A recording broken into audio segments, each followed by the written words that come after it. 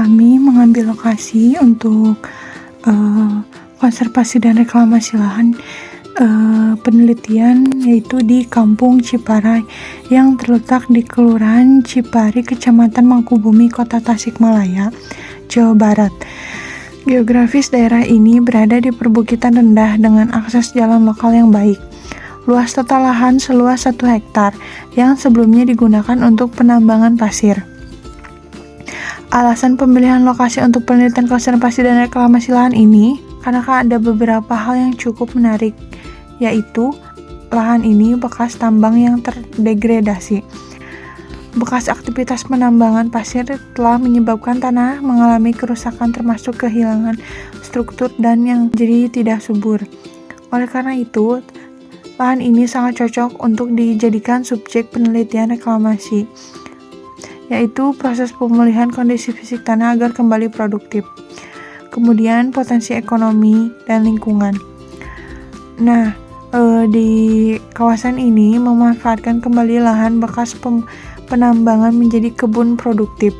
Hal ini sangat relevan dengan pendekatan konservasi dan mengutamakan keberlanjutan fungsi ekologis sekaligus memperkuat ekonomi lokal. Kemudian ada ketertarikan terhadap model perubahan fungsi lahan. Kami tertarik untuk meneliti lahan ini karena proses alih fungsi lahan dari tambang menjadi kebun menunjukkan bahwa antara pemulihan lahan atau reklamasi dan pelestarian fungsi lingkungan atau konservasi menunjukkan contoh bagus tentang bagaimana lahan yang rusak dapat digunakan kembali dengan cara yang lestari dan berguna.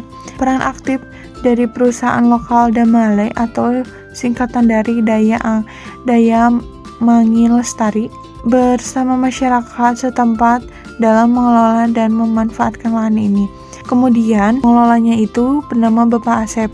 Nah, jenis tambangnya yang sebelumnya itu penambangan pasir, kemudian kini menjadi alih fungsi lahan, yaitu ditanamkan jeruk purut dan pepaya California.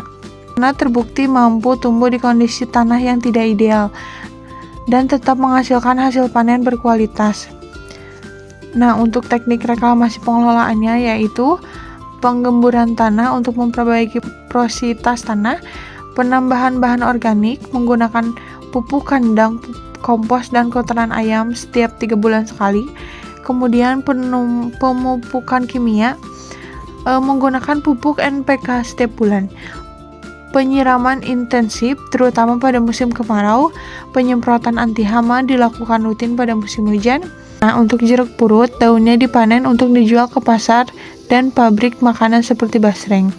Bisa dipanen kembali sekitar 2 bulan setelah panen pertama. Kemudian untuk pepaya California, dipanen sekitar 7 bulan setelah tanam. Kali panen bisa menghasilkan sekitar 4 kintal buah. Kemudian pasar tujuannya yaitu Pasar Cikurubuk dan Pasar Roka di Tasikmalaya.